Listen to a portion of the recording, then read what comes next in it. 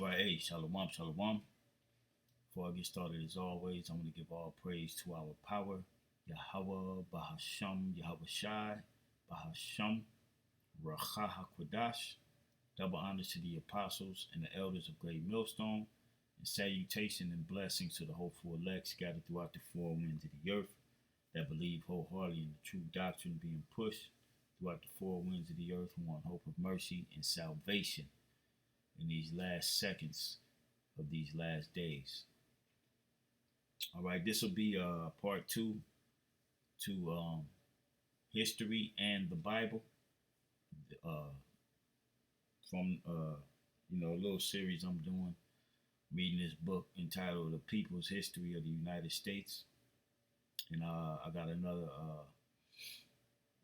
clip or excerpt I want to read from it, and it's dealing with a couple of these conquistadors um, that came over to this side of the world. Okay. Now, from the book, the bit from the book I'm about to read, it's um, one, two, three, about 6 paragraphs, but I'm gonna read through it pretty quick. All right, it's dealing with like I said, these conquistadors. Okay, and this is again from the People's History of the United States by Howard Zinn. Okay. Now I'm gonna read this, and then of course we're gonna show you and filter through the scriptures. Now it says this is by the way, this is on page 11 in the book. Okay. It says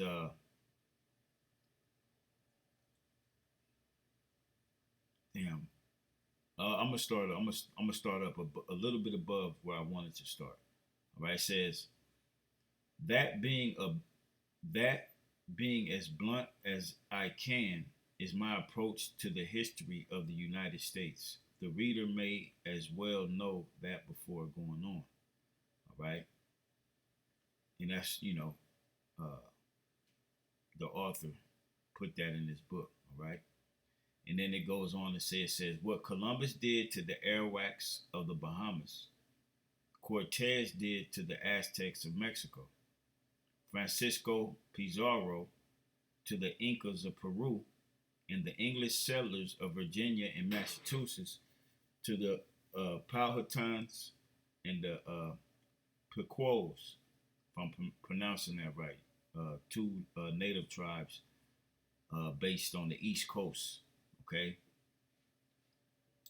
It says that the Aztec civilization of Mexico came out of the heritage of Mayan, Zapotec, and Toltec cultures. It built enormous constructions from stone tools and human labor, developed a writing system and a priesthood. It also engaged, and let us not overlook this, the ritual killing of thousands of people as sacrifices to the gods. The cruelty of the Aztecs, however, did not erase a certain innocence. And when a Spanish armada appeared at Veracruz and a bearded white man came ashore with strange beasts, horses, clad in iron, it was thought that he was the legendary Aztec man god who had died 300 years before with the promise to return, the mysterious Quetzalcoatl, and so they welcomed him with with munificent hospitality. Excuse me. And we've all heard the different stories of Quetzalcoatl. All right, which that's Yahweh Shai. All right, and of course, that story throughout the centuries after Yahweh Shai went over there, um, it got twisted, and to prove that Yahweh Shai did go over there, let's go to the book of Mark. I believe it's in Mark.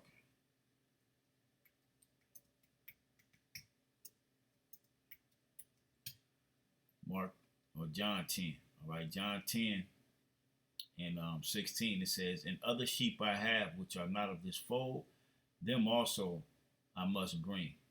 And they shall hear my voice, and there shall be one fold and one shepherd." And the other sheep it was talking about the Israelites that was on this side of the world. Okay, they had to hear, they had to witness the Messiah too. That's why you have the story of Quetzalcoatl.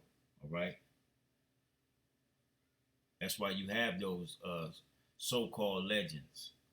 Okay, let's go back here. Okay, but again, throughout the time, the centuries, their story constantly was, you know, kind of changed, but it's still rooted in a savior returning. All right. When you look at the movie Blood In, Blood Out, the scene where forget the character's name, he was painting the Lolo, and he painted the Aztec warrior, and he was telling them that. Matter of fact, let me see if I can pull that up on YouTube real quick.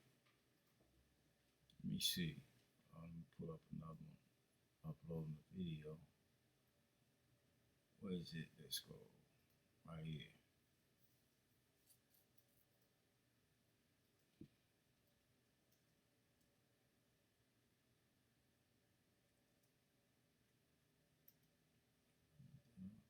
Salakia.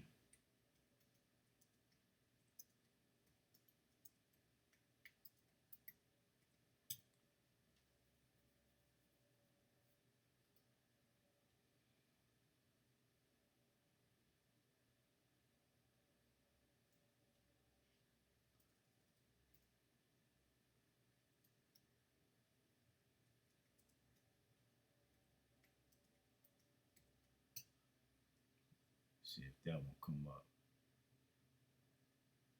See if I can just look at it.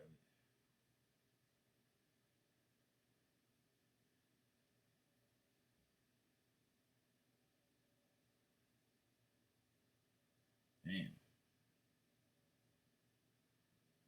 Fuck happened to him? Mosai took his legs.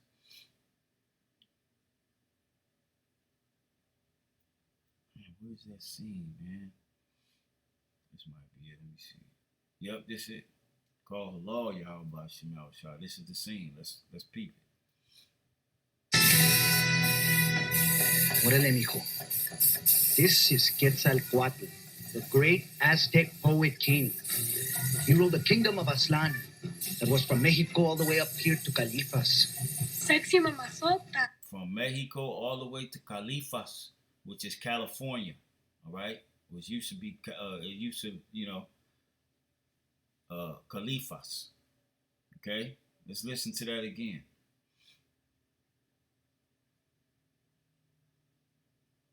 And Issachar is heavy into, this is, idol worship and whatnot. But what he's saying, like I said, the story got, it got changed and throughout the time. Okay. But they have this history. Listen to what he says. Órale, mijo. This is Quetzalcoatl, the great Aztec poet king. He ruled the kingdom of Aztlan that was from Mexico all the way up here to Califas. Sexy mamazota. Pay attention, pelao.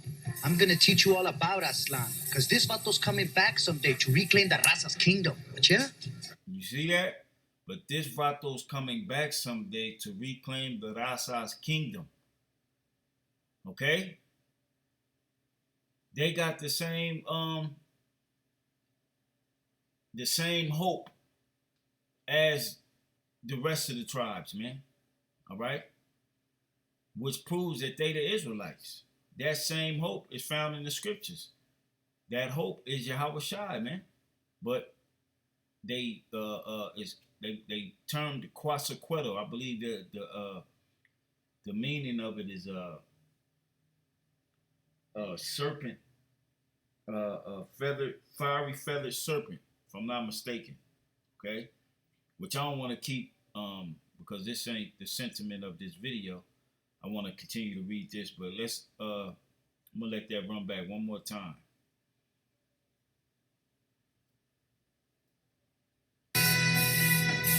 Órale, mijo. This is Quetzalcoatl, the great Aztec poet king. He ruled the kingdom of Aztlan that was from Mexico all the way up here to Califas. Sexy mamazota. Pay attention, pelao. I'm gonna teach you all about Aztlan, because this vato's coming back someday to reclaim the Raza's kingdom. Yeah? That's it, pero what do you put my initials on? This vato is coming back someday to reclaim the vadio, all right?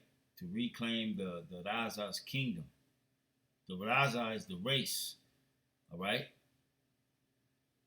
With full understanding, that race is the race of the Israelites, all right? Okay? So, yeah, I just wanted to show that real quick, because he mentioned it in this book, all right? And this is, going back centuries, okay? And still to this day, the descendants of the Aztecs / Mayans and the Mayans, okay, they still keep that that legend on, so to speak. If you can understand what I'm trying to say, they still keep that custom. They still, hold to that, okay? Which, with true understanding, is talking about Yahweh Shai coming back to gather his people, okay? So back in the book, all right, it says, that was Hernando Cortez, come from Spain with an expedition financed by merchants and landowners and blessed by the deputies of God, which one obsessive goal, to find gold. In the mind of Montezuma, the king of the Aztecs, there must have been a certain doubt about whether Cortez was indeed Quetzalcoatl, because he sent 100 runners to Cortez bearing enormous treasures, gold and silver wrought into objects of fantastic beauty, but at the same time begging him to go back. The painter Durer, a few years later, described what he saw just arrived in Spain from that expedition: a sun of gold, a moon of silver, worth a fortune. Cortez then began his march. Cortez began to march. Salakia. Cortez then began his march of death from town to town, using deception, turning Aztec against Aztec, killing with the kind of deliberateness that accompanies a strategy to paralyze the will of the population by a sudden frightful deed. And so, in Cholulu, he invited the headmen of the Cholulu nation to the square. And when they came with thousands of unarmed retainers, Cortez's small army of Spaniards, all Edomites, right, posted around the square with cannon, armed with crossbows, mounted on horses, massacred them down to the last man. Then they looted the city and moved on. When their cavalcade of murder was over, they were in Mexico City. Montezuma was dead, and the Aztec civilization, shattered, was in the hands of the Spaniards. All this is told in the Spaniards' own accounts. In Peru, the other Spanish conquistador, Pizarro, which his first name is Francisco, used the same tactics. And for the same reasons, the frenzy in the early capitalist states of Europe for gold, for slaves, for products of the soil, to pay the bondholders and stockholders of the expeditions, to finance monarchical,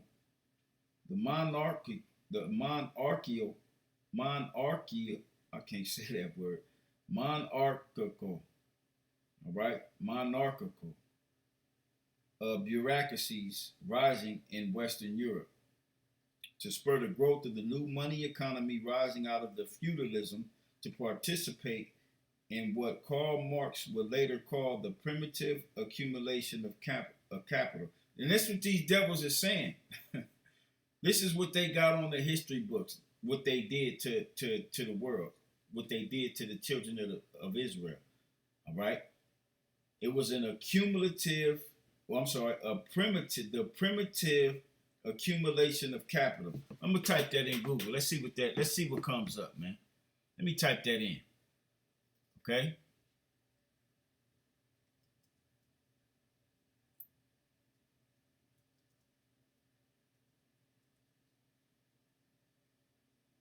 These devils, boy, they got some nerve, and this is why they gonna pay.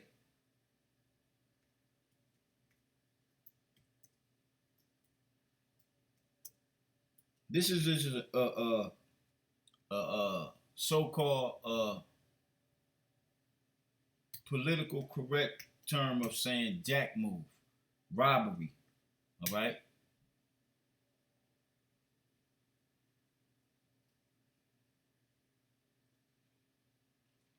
It says in this is what Google just pulled up.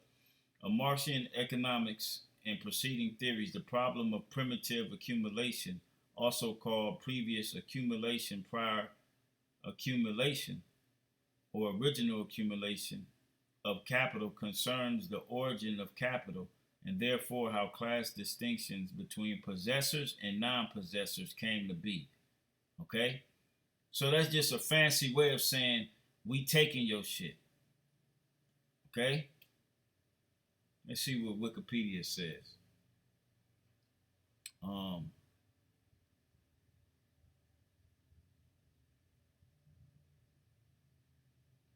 Basically the same thing. Really ain't nothing.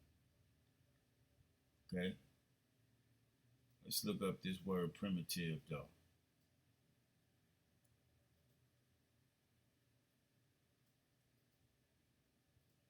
I didn't even expect this to go this long, but Salakia, we're going to get to it. It's almost done in the book, then we're going to hit the scriptures. Primitive, of an original cause, okay? The original cause of a thing from which something is derived, not secondary, all right? So what's the primitive accumulation of capital? Robbery, all right? Stealing, killing. And that's this man, okay? Meaning of or belonging to the first age, okay? So this everything this man has gotten has been ill-gotten gain. Matter of fact, we gotta I wanted to come here. We're gonna stay here. Let's pull up another blue letter. Let me see. Okay. Matter of fact, I'll just write it down. I know, so that way when it's time, I'll bring it up. All right. So everything all his riches that he's accumulated, all goes back to him being a thief and a robber, man. Okay.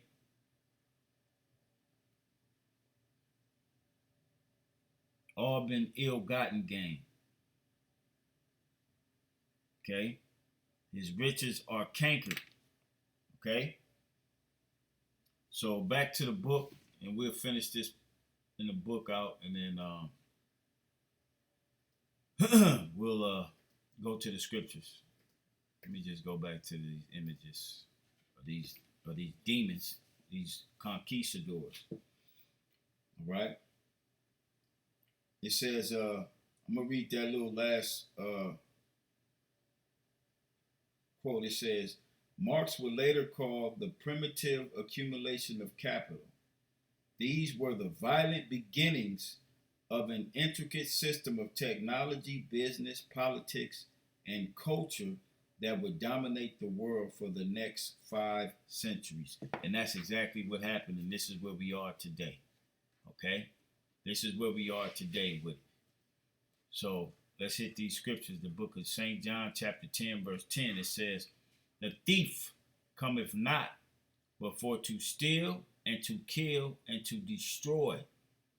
I am come that they might have life and that they might have it more abundantly. And that's why I showed you that clip from Blood In, Blood Out. All right? Because it was mentioned here in this book. All right? They have those legends, so to speak, and they, I say legends because of course, Yahweh's name is in Quetzalcoatl, but they are waiting. The legend is they are waiting. Like the movie clip said, this Vato, they waiting for this Vato to return and restore the kingdom to the Rasa, right? The race, right? And this is what Yahweh came to do. I am come that they might have life. As long as this devil is over us, that's his MO, to steal, kill, and to destroy. And we just read a small little history of him destroying and killing. All right? And this is how this is his ill-gotten gain over the entire planet Earth. That's how he's done it. All right? That's how he's done it. You got that documentary called Kill All the Brutes. Okay? It shows that's what he did, man. Okay? From this scripture, let's go to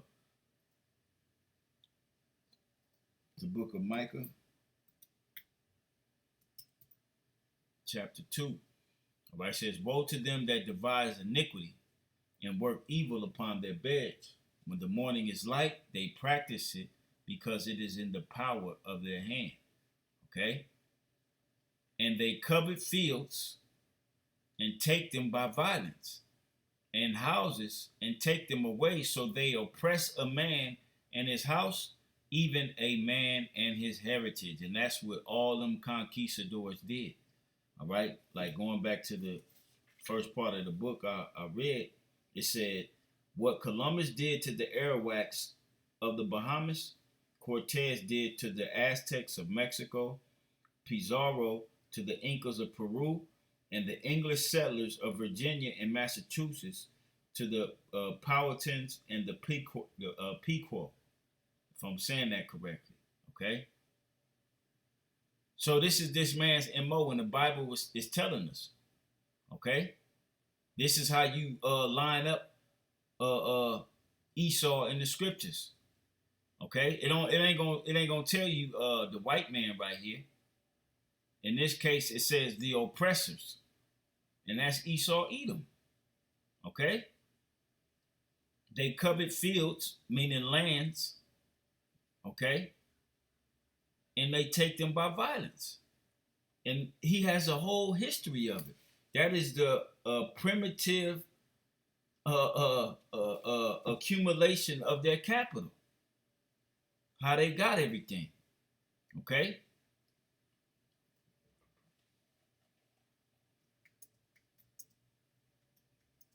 Here we go. So last little scripture I want to read.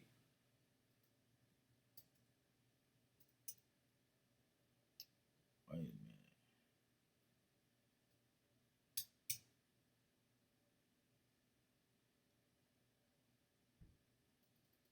Nah, not that one. It's in James.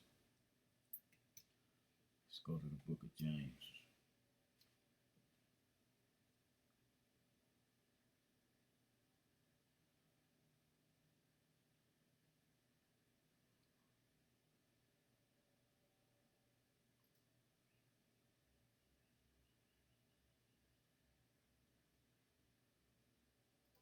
Bear with me just a second. It might be James 5. Yeah, it is. I believe, yep, James 5 and 1. All right, it says, Go to now, ye rich men. Okay?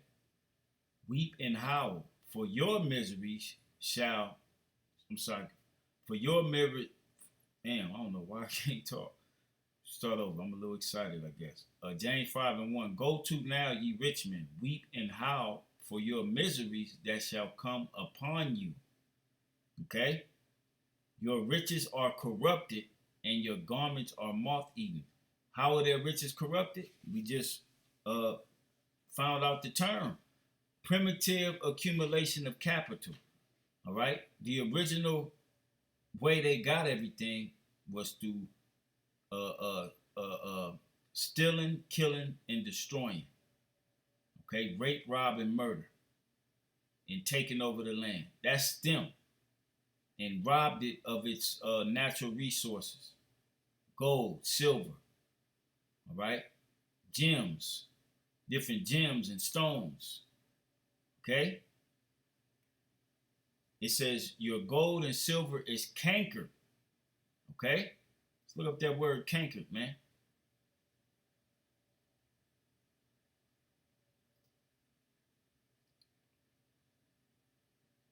Cankered. To rust over, covered with rust. All right? To rust down, corrode. All right? And we gonna come and clean and polish it up. Okay? Let's see what this is. Derivative.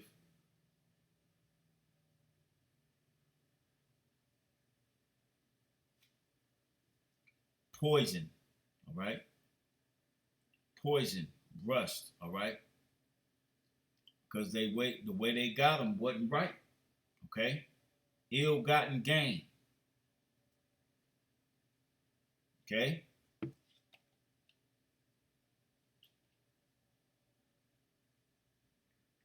Shalakia.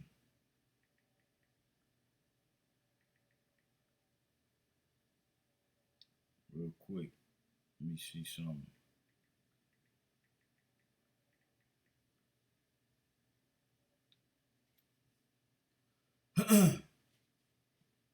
Anyway, finish this out here in James. It says, Your gold and silver is cankered, and the rust of them shall be a witness against you.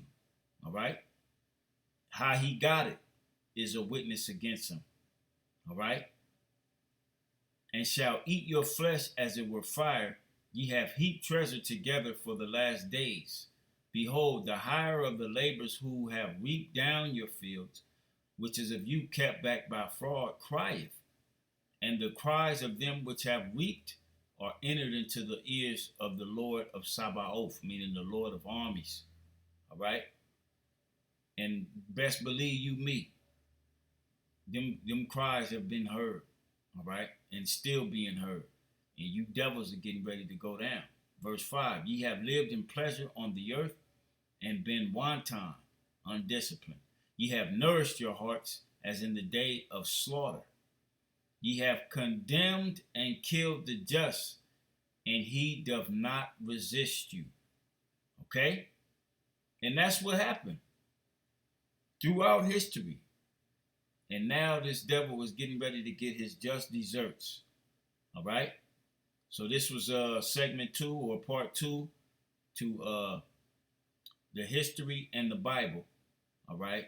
Dealing with this book of People's History of the United States by Howard Zinn. Lord will, this was edifying to the hopeful elect, giving all praise to Yahweh Shem Yahweh Shai, and we on to the next. Shalom.